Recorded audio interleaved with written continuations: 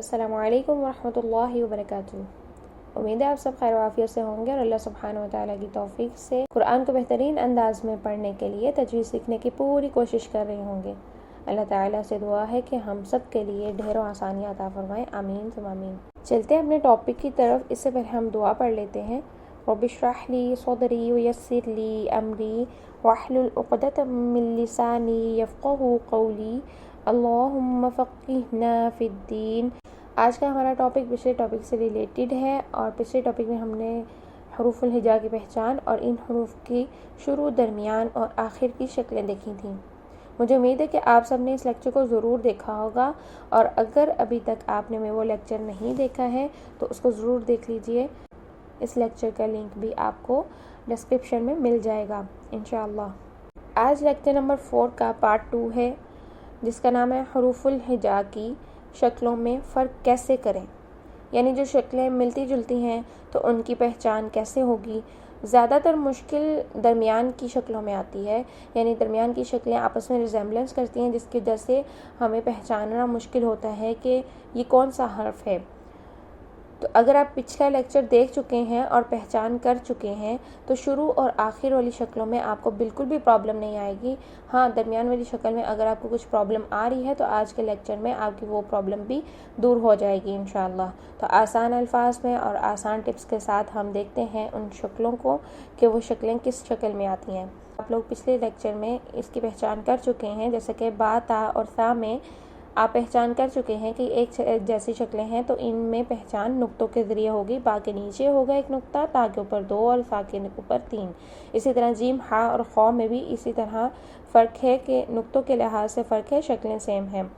ठीक है, तो इस तरह से आपने बाकी के हरूफ की भी पहचान ज़रूर कर ली होगी, जैसे कि दाल और दाल है, रौ और ज़ा है, सीन और शीन है, सौत और दौद है, इसी तरह तौ और दौ है और आइन और गैन है। ठीक, तो ये हरूफ, इन तमाम हरूफ में आप पहचान करना सीख चुके हैं। हम चलते हैं दरमियान की शक्लों में जो प्रॉब्लम आती है तो वो किस तरह से आती है। यहाँ पर देखिए, पहचानिए इस शक्ल को। जी हाँ, ये बा और नून है। दोनों की शक्लें सेम हैं लेकिन हमने जो पहचान करनी है, बा के नीचे एक नुक्ता है और नून के ऊपर एक नुक्ता है। तो इस तरह से हम बा और नून को पहचान सकते हैं कि ये बा है और ये नून है। इसी तरह देखिए, यहाँ पर पहचानिए ता और या हैं। हमने किस तरह पहचान की कि ता के ऊपर 2 नुक्ते हैं और या के नीचे 2 नुक्ते हैं। तो ऊपर और नीचे के लिहाज से हमने दोनों को पहचान लिया। इस शक्ल में किस तरह पहचानेंगे, सा और शीन है। इनमें पहचान हम इनके पॉइंट्स से करेंगे, यानी डॉट्स दोनों के सेम हैं, नुक्ते दोनों के सेम हैं, लेकिन इनके अंदर मौजूद दंदाने यानी दंदे, उनके ज़रिए से हम इसकी पहचान करेंगे। कैसे कि सा के अंदर 1 पॉइंट है यानी 1 दंदा है और शीन के अंदर 3 पॉइंट यानी 3 दंदे हैं। तो यहाँ पर हम पॉइंट्स के ज़रिए कि अगर 1 पॉइंट आ रहा है तो यहाँ पर सा है और अगर 3 पॉइंट आ रहे हैं तो यहाँ पर शीन है, जैसे कि सलूहुम अशम्सु। इस तरह से हम इसकी पहचान कर पाएंगे। नेक्स्ट देखिए, जीम और बा है।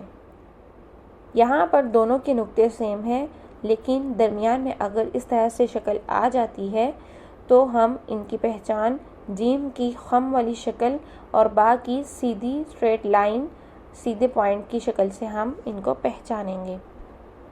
नेक्स्ट, हा और आइन है।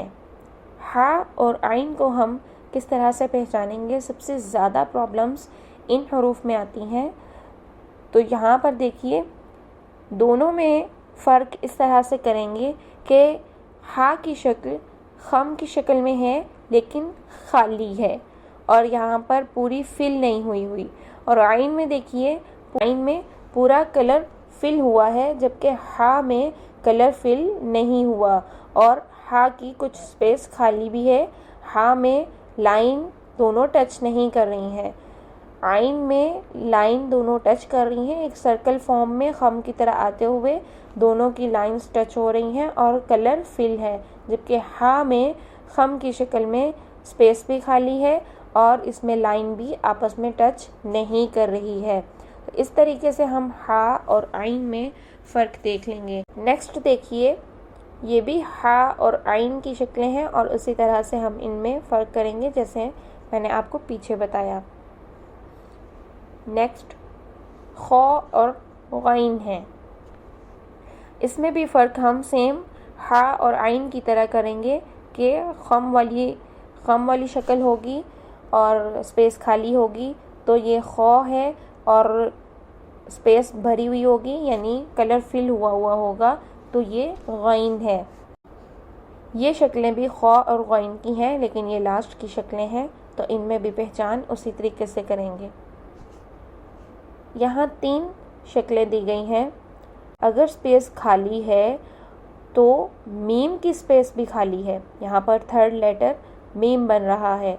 इनमें फ़र्क इस तरह से करेंगे कि आइन में तो कलर फिल हुआ है, लेकिन हा खम की शक्ल में है, इसमें लाइन आपस में मैच नहीं कर रही है, गोलाई नहीं आ रही है, तो यहाँ पर खम की शक्ल में हा है और मीम के लिए गोल मीम मिला हुआ है और इसमें जगह खाली है। मीम और आइन भी रिजेम्बलेंस कर रहे हैं, आइन में कलर फिल है और मीम में कलर नहीं है, खाली है।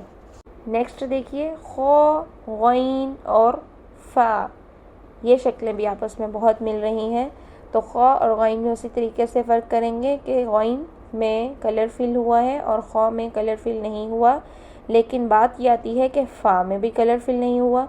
तो देखिए इनकी शक्ल की पहचान कीजिए, फ़ा की लाइन आपस में मिली हुई है गोलाई की शक्ल में, जबकि खौ खम की शक्ल में है और इसमें लाइन मिली हुई नहीं है। नेक्स्ट देखिए, दाल और रॉ, जी हाँ, इनमें पहचान कीजिए। अगर वर्ड दाल होगा तो ये लाइन के साथ चिपका हुआ होगा यानी नीचे को स्ट्रेट होगा, लेकिन अगर वर्ड रॉ आएगा, किसी हर्फ के साथ मिलकर आ रहा है, तो यहाँ पर देखिए ये गोलाई की शक्ल में आ रहा है। नेक्स्ट देखिए, दाल और ज़ा। बेहतरीन अंदाज में सीखने के लिए वीडियो को एंड तक ज़रूर देखा करें और बार बार प्रैक्टिस किया करें। इसकी शक्ल में पहचान भी इसी तरीके से करेंगे। यहाँ पर 3 शक्लें सेम लग रही हैं, तीनों पर एक एक नुक्ता है, एक एक डॉट है, तो यहाँ पर पहचान कीजिए। फर्स्ट 2 लेटर्स की अभी हमने देखा दाल और ज़ा है।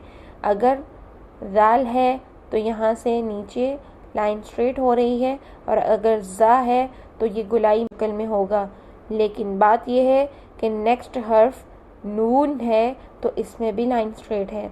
तो याद रखिए, दाल जब भी आएगा वो नेक्स्ट किसी हर्फ के साथ नहीं जुड़ सकता, तो नून के आगे इस तरह से इस शेप में कोई ना कोई हर्फ ज़रूर जुड़ेगा। इन शक्लों में देखिए ये तमाम शक्लें एक दूसरे के साथ इस तरह से मिल रही हैं कि तमाम शक्लें गोल हैं, लेकिन हम फ़र्क कैसे करेंगे?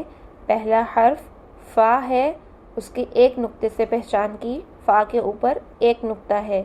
दूसरा हर्फ क़ौफ़ है, उसके 2 नुक्तों से पहचान की, क़ौफ़ के ऊपर 2 नुक्ते हैं। और तीसरा हर्फ मीम है, इसको खाली से पहचान की कि अगर वर्ड खाली आए तो यहाँ पर मीम होगा। आई होप कि आप सबको ज़रूर समझ आ गई होगी।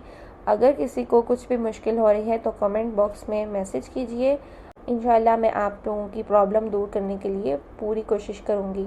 अल्लाह सुब्हानहू व तआला हम सब का हामी और नासिर हो और हम सबको बेहतरीन कुरान पढ़ने और पढ़ाने की तौफीक अता फरमाए। आमीन सुम्मा आमीन। अस्सलामु अलैकुम व रहमतुल्लाहि व बरकातुहू।